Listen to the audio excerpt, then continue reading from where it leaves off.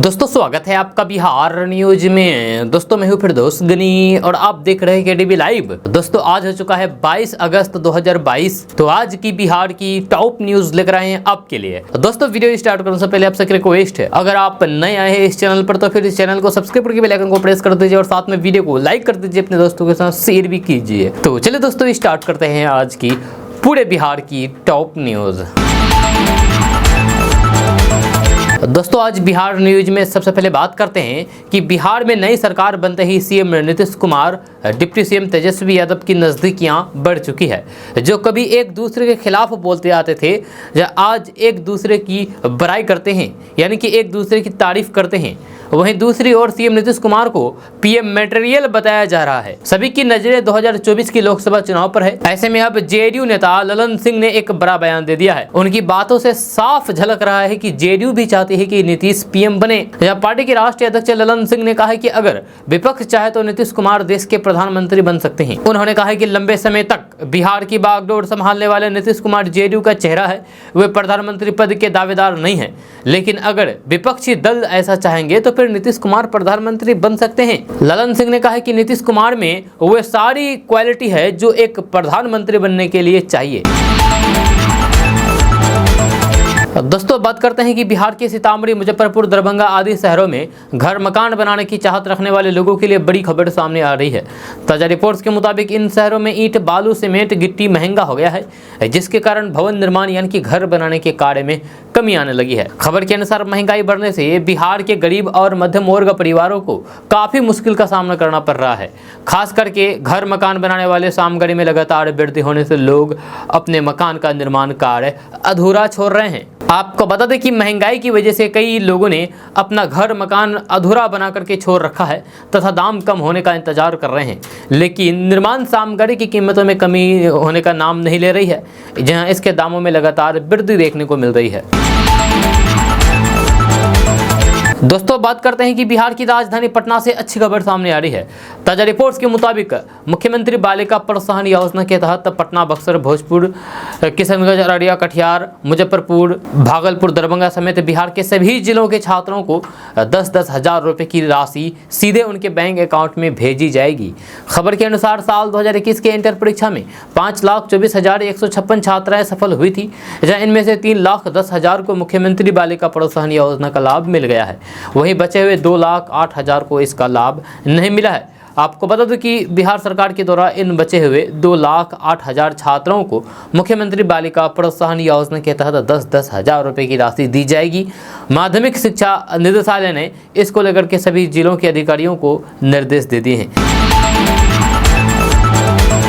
दोस्तों बात करते हैं कि बिहार में बारिश नहीं होने से किसानों की परेशानी बढ़ती ही जा रही है। इसी को ध्यान में रखते हुए सरकार बिहार के कई जिलों को सूखाग्रस्त घोषित करने की तैयारी कर रही है। इसकी जानकारी खुद बिहार के कृषि मंत्री सुधाकर सिंह ने दे दी है। कृषि मंत्री सुधाकर सिंह ने कहा है कि बिहार के कई जिलों में बारिश नहीं होने से किसान धान की रोपनी नहीं कर पाए हैं। सरकार इन किसानों को उचित मुआवजा देगी और उनके फसलों के नुकसान की भरपाई करेगी। इसको लेकर के सरकार के द्वारा तैयारियां की जा रही है।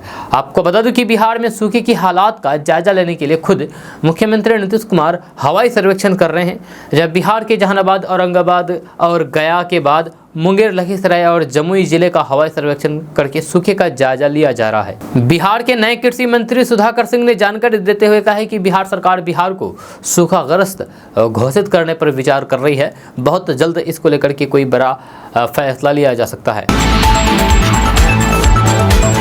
दोस्तों बात करते हैं कि बिहार के पटना, मुजफ्फरपुर, गया, भागलपुर, पूर्णिया में पेट्रोल डीजल का रेट जारी कर दिया है। आज तेल कंपनियों ने अपनी आधिकारिक वेबसाइट पोर्टल पर पेट्रोल डीजल का रेट जारी कर दिया है। आप ऑनलाइन के द्वारा इसे चेक कर सकते हैं। आपको बता दें कि बिहार की राजधानी पटना और पूर्णिया में पेट्रोल डीजल की कीमतों में मामूली सी गिरावट देखने को मिली है, जबकि बिहार के भागलपुर, गया, बेगूसराय, समस्तीपुर समेत कई जिलों में आज पेट्रोल डीजल की कीमतों में कमी आई है। खबर के अनुसार बिहार की राजधानी पटना में आज पेट्रोल 18 पैसे और डीजल 17 पैसे प्रति लीटर सस्ता हुआ है, जबकि भागलपुर में आज पेट्रोल के रेट में 86 पैसे और डीजल में 80 पैसे प्रति लीटर महंगा हुआ है। दोस्तों बात करते हैं कि ग्लोबल वार्मिंग के दौर में जलवायु अनुकूल खेती की बढ़ती आवश्यकता पर अब विकसित देशों में भी महसूस की जा रही है। इसी सिलसिले में टाटा कर्नेल इंस्टीट्यूट अमेरिका के कृषि वैज्ञानिकों के एक दल ने पूर्णिया के गांव में पहुंची, जहां इन्होंने विशेषकर पूर्णिया जिले के उन 5 गाँव में लगी फसल का जायजा लिया जहाँ कृषि विज्ञान केंद्र जलालगढ़ की देखरेख में जलवायु अनुकूल खेती हो रही है। इस दौरान कम बारिश वाले क्षेत्र यानी कि सूखा प्रभावित में फसलों को लहलहाता देख करके वैज्ञानिक हैरान हो गए। अमेरिका के वैज्ञानिकों ने खेती की नवीन तकनीक यानी कि नई तकनीक और किसानों को जागरूकता करने के प्रयास सहित कृषि विकास को लेकर के जमीन पर चल रहे प्रयास को भी जाना। दोस्तों बात करते हैं कि कम बारिश के कारण जमुई और लखीसराय की सबसे बड़ी सिंचाई परियोजना सूखे की चपेट में है, जहां ऐसी स्थिति लोअर क्यूल नहर निर्माण कार्य के बाद पहली बार आई है। कमांड एरिया के बुजुर्ग किसान बताते हैं कि 1967 में भी इतनी भयावह स्थिति नहीं हुई थी। इस साल खरीफ सीजन में शुरुआती काल से ही नहर में मात्र 50 क्यूसेक जल प्रवाह दर्ज किया गया, जब बाद के दिनों में तो ये मात्र घट करके 10 क्यूसेक से नीचे चला आया और 14 अगस्त से 19 अगस्त तक नहर में जल प्रवाह शून्य रहा। शुक्रवार की सुबह से ही रुक रुक कर वर्षा हुई तो फिर नहर में भी थोड़ी जान आई, जहां अब नहर का जल प्रवाह बढ़कर के 65 क्यूसेक हो गया है। दोस्तों बात करते हैं कि गुजरात के बिल्किस बानो के साथ हुई घटना के मामले के सभी दोषियों के रिहा किए जाने के बाद से विपक्ष लगातार केंद्र और गुजरात सरकार पर निशाना साध रहा है। जहां और अब इसी कड़ी में AIMIM के अध्यक्ष असदुद्दीन ओवैसी ने जम करके केंद्र सरकार पर निशाना साधा है और कानून व्यवस्था पर सवाल उठाए हैं। इसी के साथ उन्होंने प्रधानमंत्री नरेंद्र मोदी से सभी 11 लोगों को वापस जेल में भेजने की अपील की है। जहाँ दरअसल असदुद्दीन ओवैसी ने कहा है कि ये बहुत दुख की बात है कि हम आज़ादी का अमृत महोत्सव मना रहे हैं, लेकिन बिल्किस बानो कहती है कि उनके जख्म ताज़ा हो गए हैं। जन न्याय पर मेरा भरोसा कम हो गया है। प्रधानमंत्री को बताना होगा कि अब क्या किया जाएगा। यह रिव्यू कमेटी बनी जिसमें 5 सदस्य बीजेपी के ही थे। इसी के साथ ट्रायल कोर्ट के जज ने कहा था कि उन्हें रिहा नहीं किया जाना चाहिए। 50% आबादी क्या संदेश देना चाहती है? थोड़ी देर के लिए ये भूल जाइए कि वे मुस्लिम है। मान लीजिए कि वे हिंदू, ईसाई, सिख या फिर एक इंसान थी। इसके अलावा उन्होंने ये भी कहा है कि आज देश में कोई आवाज़ नहीं उठाता, जब कोई सड़कों पर नहीं उतरता, कोई विरोध नहीं करता। याद रखे, भगवान ना करे कि बिल्किस के विपरीत किसी और के साथ ऐसा हो। रिव्यू कमेटी के विधायक ने टीवी को दिए गए इंटरव्यू में कहा है कि जिन लोगों ने उसके साथ गलत काम किया है वे ब्राह्मण और संस्कारी है। इसी को लेकर के असदुद्दीन ओवैसी ने कहा है कि अगर वे तुम्हारी बेटी होती तो क्या तब भी तुम ऐसा ही कहोगे? आप सभी को साथ ही बता दूं कि इस मामले पर ओवैसी ने कहा कि जब बेरहम लोग जेल से रिहा हुए तो फिर उनका माला पहना करके मिठाई खिला करके स्वागत किया गया और मिठाइयाँ बांटी गई। क्या यही संस्कृति है? जरा सोचिए, अगर बिल्किस आपकी बेटी होती और उसके दोषियों के साथ भी ऐसा व्यवहार किया जाता तो फिर आपको कैसा लगेगा? साथ ही ओवैसी ने कहा है कि मैं दुखी हूं क्योंकि आपने बिल्किस को मुसलमान बनाया है, भारत की बेटी नहीं। दोस्तों बात करते हैं कि मिथिलांचल के किसानों के सपने को उड़ान देने में अहम मखाना को आखिरकार भारत सरकार की ओर से GI टैग मिल ही गया है। यह GI टैग मिथिला मखाना के नाम से मिला है, जब भारत सरकार के वाणिज्य एवं उद्योग मंत्री पीयूष गोयल ने शनिवार की देर रात इस बात की जानकारी अपने ट्विटर हैंडल के माध्यम से दी है। GI टैग मिलने के बाद अब मखाना को मिथिला मखाना के नाम से जाना जाएगा। इसी के साथ इलाके में खुशी की लहर है। केंद्र के इस कदम से मखाना उत्पादकों को उनकी उपज को अधिक कीमत मिलने की पूरी उम्मीद है। आपको बता दूं कि मिथिला का मखाना किसानों की आर्थिक स्थिति मजबूत करने के साथ साथ रोजगार उपलब्ध करा रहा है। देश से लेकर के विदेश तक के बाजार में इसकी मांग है। जहां इसकी प्रोसेसिंग और विभिन्न तरह के उत्पाद बनाने के लिए कई औद्योगिक इकाइयां लगी है। जहां इसका लाभ किसानों से लेकर के उद्यमियों को मिल रहा है। दोस्तों बात करते हैं कि बिहार में पिछले कुछ हफ्तों में मानसून काफ़ी कमज़ोर पड़ा है, जिस वजह से बिहार के लोग अच्छी बारिश को तरस गए हैं। वहीं अब भारतीय मौसम विज्ञान विभाग ने अपने पूर्वानुमान में बताया है कि आने वाले दिनों में बिहार के कुछ हिस्सों में बारिश हो सकती है। मौसम विभाग के अनुमान के मुताबिक मानसून ट्रफ का पश्चिमी हिस्सा हिमालय की तलहटी से होकर के गुजर रहा है, जबकि पूर्वी छोर दरभंगा, सुपौल, दीघा होते हुए पूर्व मध्य बंगाल की खाड़ी की ओर गुजर रहा है। इनके प्रभाव से बिहार के मौसम में बदलाव देखने को मिलेगा। 1-2 दिन तक पटना सहित बिहार के अन्य हिस्सों में मानसून की सक्रियता रहने के आसार हैं। आज पटना, बक्सर, भोजपुर, रोहतास, कैमूर, औरंगाबाद, अरवल, जहानाबाद, गया, नालंदा, नवादा, शेखपुरा, लखीसराय, बेगूसराय, खगड़िया, सुपौल, किशनगंज, अररिया, भागलपुर, बांका, जमुई जिले के लिए मौसम विज्ञान केंद्र की ओर से आज बारिश और वज्रपात का अलर्ट जारी किया गया है। दोस्तों बात करते हैं कि पटना, बक्सर, भागलपुर, किशनगंज, अररिया, कटिहार, पूर्णिया समेत पूरे बिहार में सरकारी जमीन से अवैध कब्जा को हटाया जाएगा। इसको लेकर के बिहार के कई जिलों में विशेष अभियान चलाया जा रहा है। इस बीच बिहार के राज्य एवं भूमि सुधार मंत्री आलोक मेहता ने कहा है कि सरकार बिहार में भूमि का एरियल सर्वे करा रही है। इसी सर्वे के काम में अब और तेजी लाई जाएगी। उन्होंने कहा है कि भूमि का एरियल सर्वे 2024 तक पूरा हो जाएगा। इस सर्वे के द्वारा सरकार को ये पता चल जाएगा कि बिहार में कितनी भूमि पर अवैध तरीके से लोगों ने कब्जा जमा रखा है। उसके बाद उस जमीन को अवैध कब्जा से मुक्त कराया जाएगा। आपको बता दो कि बिहार सरकार सरकारी जमीन से अवैध कब्जा को हटाने के लिए कई तरह के नियम कानून बनाई है, लेकिन फिर भी बिहार में सरकारी जमीन पर अवैध कब्जा बना हुआ है। हालांकि सरकार के पहल से शहरों में कई सरकारी जमीन और तालाब को अवैध कब्जा से मुक्त किया गया है। बिहार के राजस्व एवं भूमि सुधार मंत्री ने जानकारी देते हुए बताया है कि बिहार के सभी जिलों में सरकारी भूमि को अतिक्रमण मुक्त कराने के लिए कार्रवाई युद्ध स्तर पर की जा रही है। विभाग के द्वारा सरकारी जमीन को जांच के बाद भूमि को खाली कराया जाएगा। दोस्तों बात करते हैं कि बिहार की राजधानी पटना से बड़ी खबर सामने आ रही है। ताजा रिपोर्ट्स के मुताबिक बिहार के अलग अलग जिलों में सभी जलापूर्ति योजनाओं की गुणवत्ता पर निगरानी की जा रही है तथा लैब में पानी की टेस्टिंग हो रही है ताकि लोगों को शुद्ध जल उपलब्ध कराया जा सके। एक रिपोर्ट के अनुसार पिछले 6 महीने के अंदर बिहार के अलग अलग जिलों में 3,42,913 सैंपल की जाँच की गई है और इनमें से 11,626 सैंपल की गुणवत्ता खराब पाई गई है। आपको बता दूं कि भागलपुर, औरंगाबाद, नालंदा में पानी की गुणवत्ता सबसे खराब देखने को मिल रही है। बिहार के जिन जिलों में पानी की गुणवत्ता सबसे ज़्यादा खराब मिली है उन जिलों में जांच के दायरे को बढ़ाने के निर्देश दिए गए हैं। दरअसल पानी की गुणवत्ता खराब होने से लोगों में कई तरह की बीमारियां जन्म लेती है। इसीलिए सरकार सभी जिलों में पानी की गुणवत्ता की जाँच करा रही है तथा पानी की जाँच की लैब रिपोर्ट ऑनलाइन की जा रही है। दोस्तों बात करते हैं कि बिहार के पटना, बक्सर, भोजपुर, सारण समेत 7 जिलों के युवाओं के लिए अच्छी खबर सामने आ रही है। ताजा रिपोर्ट्स के अनुसार सेना भर्ती केंद्र दानापुर में 7 अक्टूबर से 26 अक्टूबर तक अग्निवीर भर्ती रैली का आयोजन होने वाला है। इस भर्ती रैली में इन जिलों के युवा भाग ले सकते हैं। खबर के अनुसार शनिवार को सेना भर्ती केंद्र दानापुर के अनुरोध पर जिला अधिकारी डॉक्टर चंद्रशेखर सिंह की अध्यक्षता में एक बैठक की गई है। इस बैठक में अग्निवीर भर्ती रैली के आयोजन को लेकर के चर्चा की गई है। युवा इस भर्ती में उपस्थित होकर के अग्निवीर बन सकते हैं। जहाँ वहीं इंडियन आर्मी ने सेना में अग्निवीर भर्ती के लिए आवेदन शुरू किया है। अगर कोई महिला इस अग्निवीर भर्ती में भाग लेना चाहते हैं तो फिर वह वेबसाइट www.joinindianarmy.nic.in पर जाकर के ऑनलाइन द्वारा आवेदन कर सकती है। महिलाएं 26 अक्टूबर को होने वाली महिला रैली में शामिल हो सकती है। दोस्तों बात करते हैं कि बिहार में खेती करने वाले किसानों के लिए बड़ी खबर सामने आ रही है। ताजा रिपोर्ट्स के मुताबिक मुख्यमंत्री कृषि वानिकी योजना 2022 के तहत सरकार पटना, पूर्णिया, सीवान, किशनगंज, अररिया, कटिहार समेत बिहार के सभी जिलों के किसानों को 10,000 रुपए की मदद करेगी। खबर के अनुसार मुख्यमंत्री कृषि वानिकी योजना 2022 की तरह किसानों को अपने खेत में पेड़ पौधे लगाने होंगे। किसानों को पॉपुलर का वृक्षारोपण करना होगा। इसको लेकर के विभाग के द्वारा दिशा निर्देश जारी कर दिया गया है। किसान चाहे तो इसका लाभ उठा सकते हैं। आपको बता दें कि बिहार के किसानों को आर्थिक रूप से मजबूत करने के लिए सरकार ने इस योजना को शुरू किया है। जो किसान इस योजना के तहत अपनी जमीन पर पॉपुलर के वृक्ष लगाएंगे उन सभी किसानों को सरकार के द्वारा प्रति हेक्टेयर 10,000 रुपये मिलेगा। इसमें आवेदन की तिथि के बारे में बात किया जाए तो बिहार के किसान 19 अगस्त से 15 सितंबर 2022 तक ऑनलाइन के द्वारा आवेदन कर सकते हैं। दोस्तों बात करते हैं कि बिहार में सरकारी नौकरी की तलाश कर रहे युवाओं के लिए नौकरियों का पिटारा खुलने वाला है।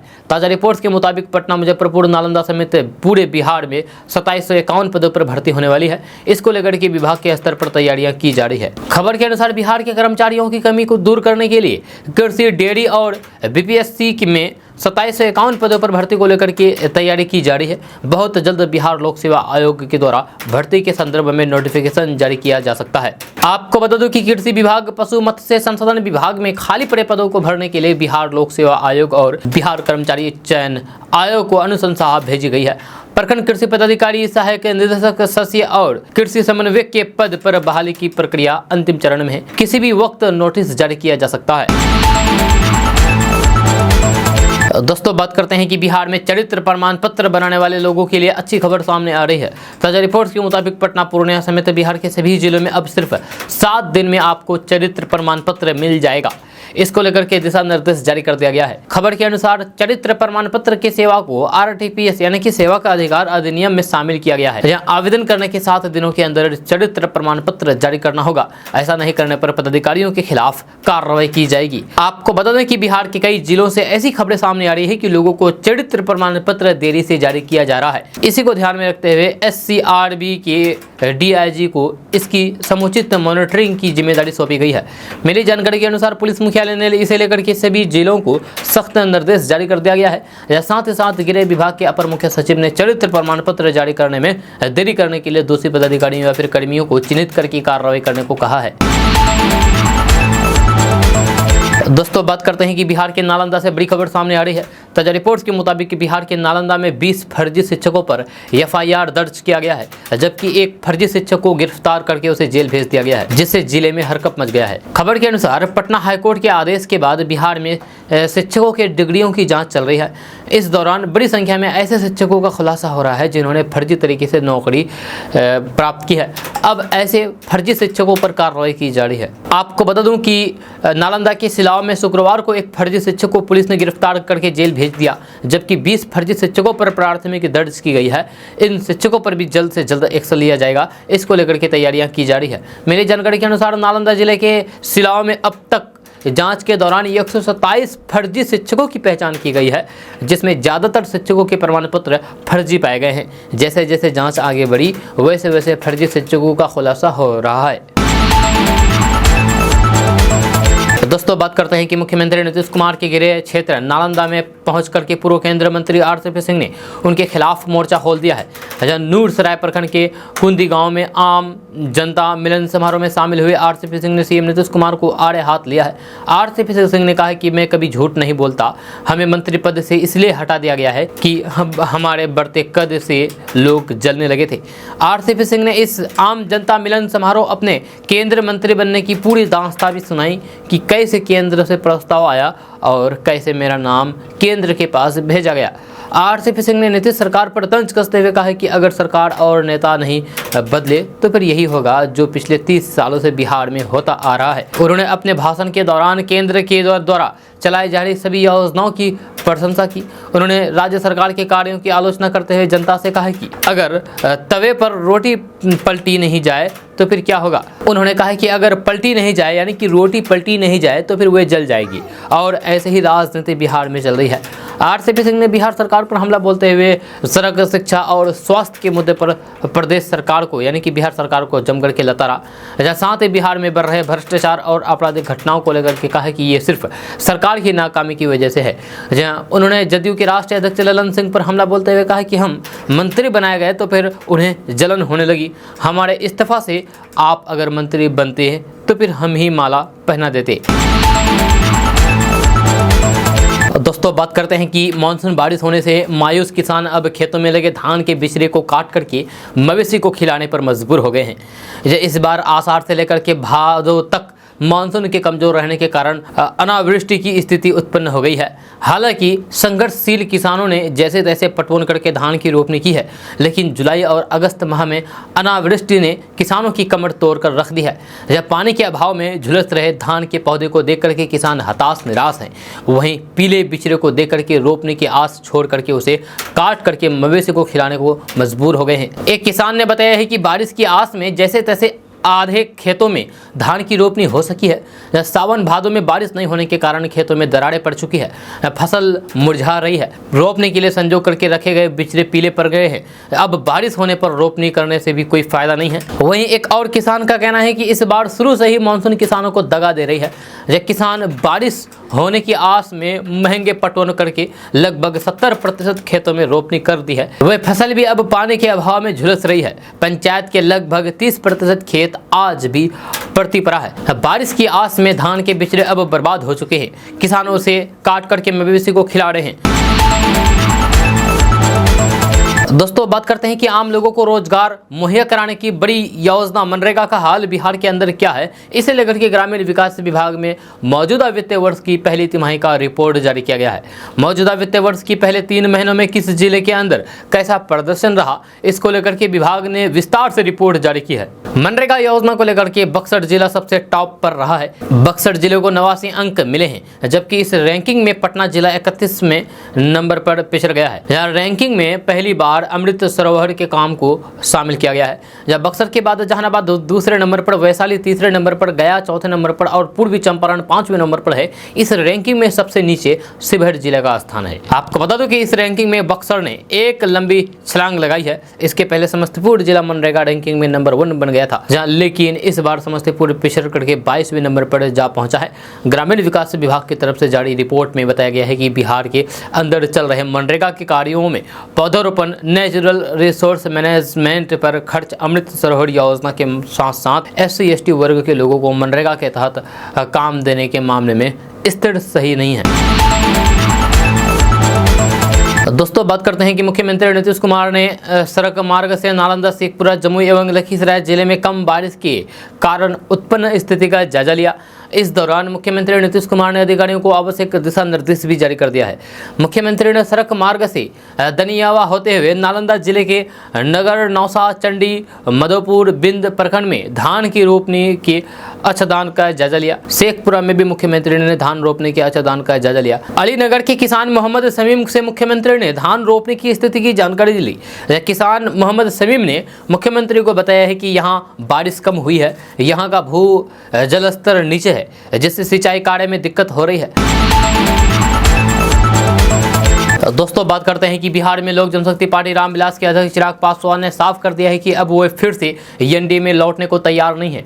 चिराग पासवान ने एक इंटरव्यू के दौरान कहा है कि बिहार में JDU-RJD गठबंधन की सरकार ज़्यादा दिनों तक नहीं चलेगी और 2025 से पहले मध्यावधि चुनाव होंगे। चिराग पासवान ने यह भी संभावना जताई है कि आने वाले विधानसभा चुनाव में उनकी पार्टी LJP अकेले चुनाव नहीं लड़ेगी। चिराग पासवान ने दिए इंटरव्यू के दौरान कहा है कि पिछले कई सालों से भाजपा ने बिहार में जदयू के सहायक सहयोगी के रूप में काम किया है। अपनी चुनावी ताकत के बावजूद भी वे नीतीश कुमार के सामने झुक जाते हैं और उन्हें एक थाली में मुख्यमंत्री की कुर्सी भेंट करते हैं। आखिर क्यों? क्योंकि बिहार में भाजपा के पास ना तो नेतृत्व है और न ही दूरदर्शिता। जी हाँ, चिराग पासवान ने हंसते हुए कहा है कि मौसम वैज्ञानिक का बेटा हूं। उन्होंने कहा है कि मेरी पार्टी गठबंधन में चुनाव लड़ेगी, लेकिन जब हम आएंगे तो फिर हम पुल पार करेंगे। मैं मौसम वैज्ञानिक का बेटा हूं, इसलिए मैं कुछ चीज़ें देख सकता हूं। या भविष्य की भविष्यवाणी करने में सक्षम होने के लिए अतीत को देखना चाहिए। पिछले 8 सालों में मुख्यमंत्री ने 3 बार अपने गठबंधन बदले हैं और इसीलिए मैं वर्तमान को लंबे समय तक जीवित नहीं देख सकता। अगर 2024 के आम चुनाव तक बिहार में राजनीतिक समीकरण फिर से बदल जाते हैं तो फिर मुझे आश्चर्य नहीं होगा। दोस्तों बात करते हैं कि बिहार में शिक्षा व्यवस्था में सुधार लाने के लिए नए गतिविधियों में शामिल किया जा रहा है। बिहार के सरकारी स्कूलों में अलग अलग एक्टिविटीज़ पर आंतरिक मूल्यांकन किया जाएगा, जिसकी शुरुआत मिड टर्म परीक्षा से शुरू की जा रही है। अब से क्लास 1 से लेकर के 8वीं तक के बच्चों का इंटरनल असेसमेंट किया जाएगा। इन सब गतिविधियों के लिए नंबर भी दिए जाएंगे। अलग अलग एक्टिविटीज़ के लिए उनके हिसाब से नंबर निर्धारित किए गए हैं। जब बिहार शिक्षा परियोजना परिषद द्वारा तैयार गतिविधियों में 12 गतिविधियों को शामिल किया गया है। इसकी शुरुआत सितंबर महीने से की जा रही है।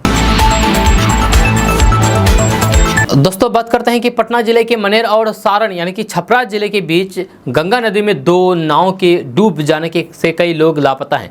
जब बालू के अवैध खनन में लगी इन दोनों बड़ी नाव पर ढेरों मजदूर सवार थे। चर्चा है कि नाव पर सवार 15 लोगों को सुरक्षित निकाला गया है। हालांकि कई मजदूर के डूबने की भी आशंका जताई जा रही है। आपको बता दूं कि इस इलाके में गंगा अभी रौद्र रूप अख्तियार किए हुए हैं।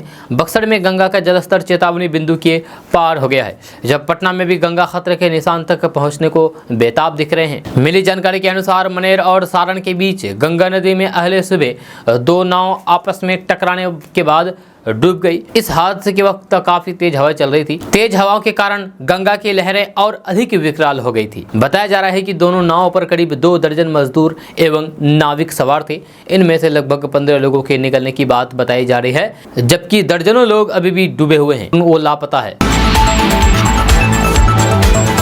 दोस्तों बात करते हैं कि 2024 में नीतीश कुमार के लिए उपेंद्र कुशवाहा ने आज बड़ा ऐलान कर दिया है। उपेंद्र कुशवाहा ने कहा है कि उन्हें मंत्री बनाने की कोई भी लालसा नहीं है। उपेंद्र कुशवाहा ने कहा है कि वे केंद्र में मंत्री थे और उन्हें मंत्रिमंडल से किसी ने नहीं हटाया था, बल्कि उन्होंने सम्मान के साथ समझौता नहीं किया और खुद भी हट गए थे। जेडीयू संसदीय बोर्ड के अध्यक्ष उपेंद्र कुशवाहा के कंधे पर अब पार्टी को मजबूती के साथ आने वाले लोकसभा चुनाव में परफॉर्मेंस करने की जिम्मेदारी मिली हुई है। उपेंद्र कुशवाहा का कहना है कि अब वो इसी काम में लगे हुए हैं। उन्हें ना तो कोई पद की लालसा थी और न ही भविष्य में मंत्री बनने की इच्छा बिहार कैबिनेट में रही है। उपेंद्र कुशवाहा ने ट्वीट करते हुए साफ कर दिया है कि वे बिहार महागठबंधन की सरकार में मंत्री नहीं बनाए जाने को लेकर के कहीं से कोई नाराजगी नहीं है और न ही उनकी इच्छा थी कि मंत्री बनने की।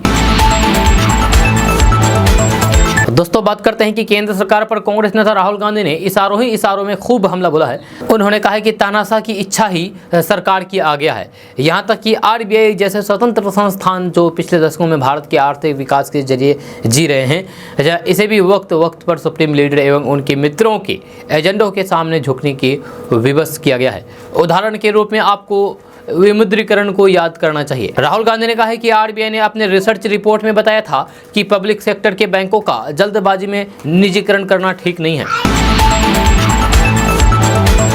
दोस्तों बात करते हैं कि पुलिस मुख्यालय ने सभी जिला पुलिस को अधिक से अधिक अपराधियों को गिरफ्तार करने का टॉक्स दिया है। इसको लेकर के थानावार रिपोर्ट भी बनाई गई है।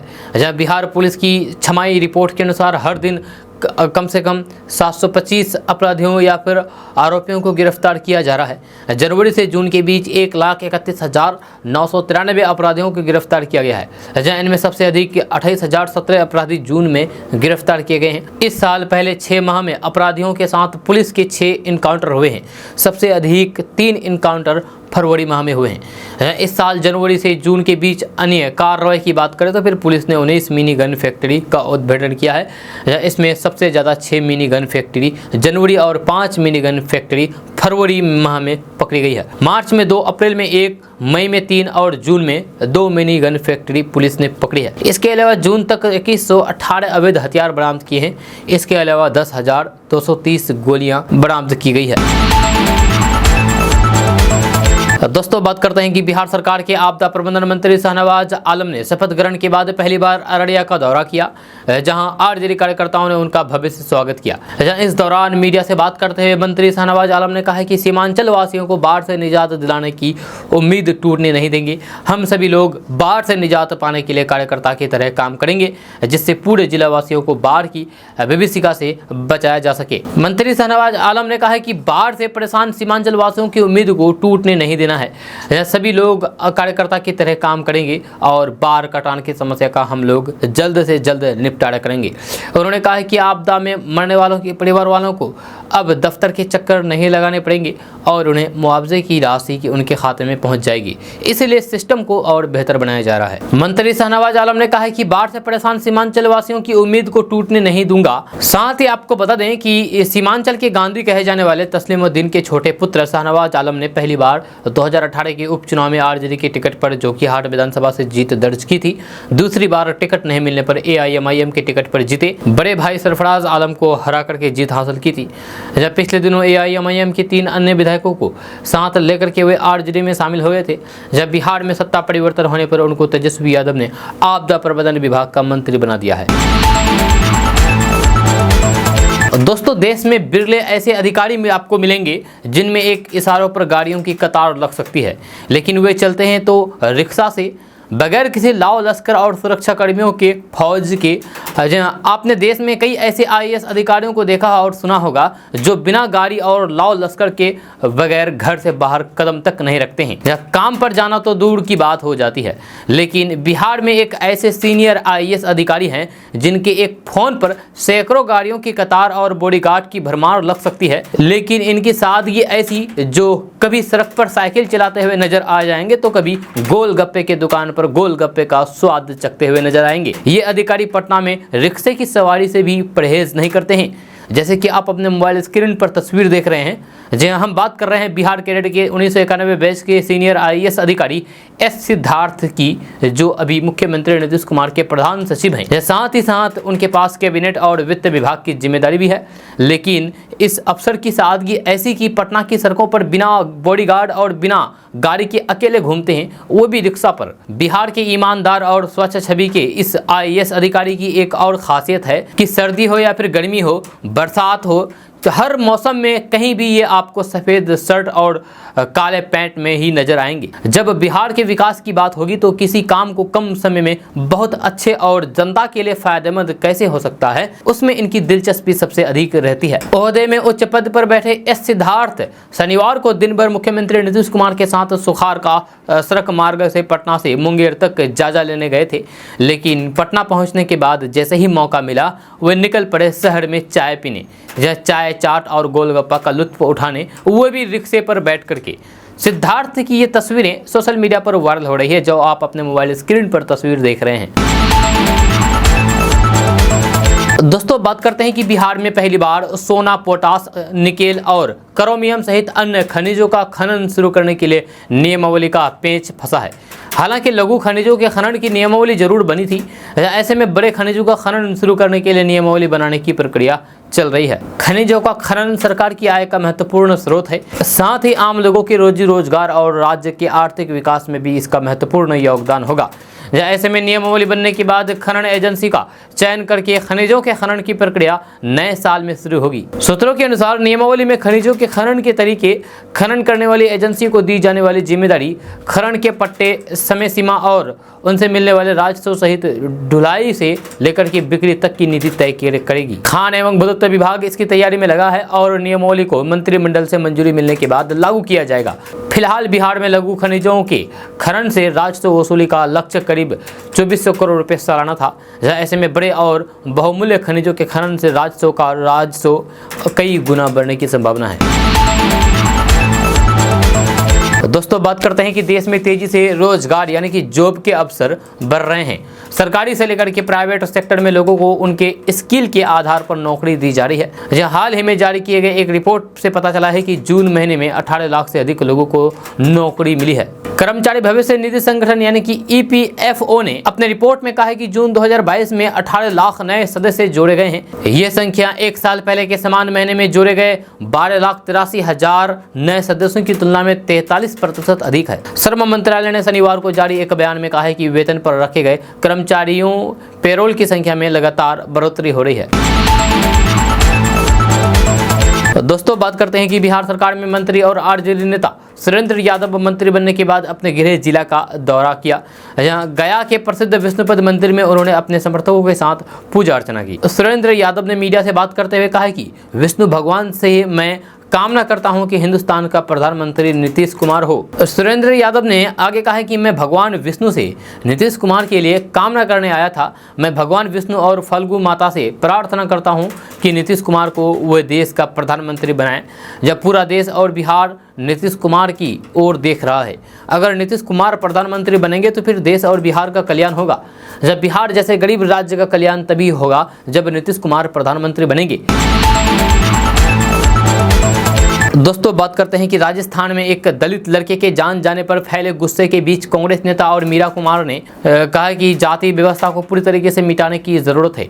जातिगत पूर्वाग्रह के लिए जीरो टॉलरेंस की नीति को अपनाया जाना चाहिए। मीरा कुमार ने PTI से कहा है कि व्यवस्था एक बीमारी है। जाति से संबंधित अत्याचार अक्सर मन पर गंभीर चोट करते हैं। बिहार में नीतीश कुमार के BJP के गठबंधन तोड़ करके एक बार फिर से महागठबंधन की सरकार बनाने के बारे में मीरा कुमार ने कहा है कि बिहार में महागठबंधन की सरकार गठन स्वागत योग्य है, विकास और एक सकारात्मक संकेत है। मीरा कुमार ने उम्मीद जताई है कि अन्य राज्यों में भी इस तरह के गठबंधन हो। राजस्थान के जालोर जिले के सुराना गांव में एक टीचर की कथित पिटाई के बाद एक दलित बच्चे यानी कि स्टूडेंट इंद्र मेघवाल की जान जाने पर मामला गरमाया हुआ है। इसके बाद राजस्थान में दलित भड़के हुए हैं। ये विवाद घटना के एक सप्ताह बाद भी पूरी तरीके से शांत नहीं हो सका है। दोस्तों रेलवे सुरक्षा बल यानी कि RPF ने शनिवार को किशनगंज रेलवे स्टेशन पर अजमेर से किशनगंज गरीब नवाज एक्सप्रेस के एक डिब्बे से 68 कछुओं को बचाया है। RPF निरीक्षक BM धर ने संवाददाताओं से कहा है कि RPF कर्मियों के एक दल ने नियमित निरीक्षण के दौरान ट्रेन के 5 डिब्बे में 7 लावारिस बैगों से 68 जीवित कछुओं को बरामद किया गया है। यह ट्रेन अजमेर से किशनगंज आई थी। हालांकि इस मामले में अभी तक किसी की गिरफ्तारी नहीं हुई है। आरपीएफ ने इन कछुओं की बरामदगी के बारे में जिला वन विभाग के अधिकारियों को सूचित कर दिया है।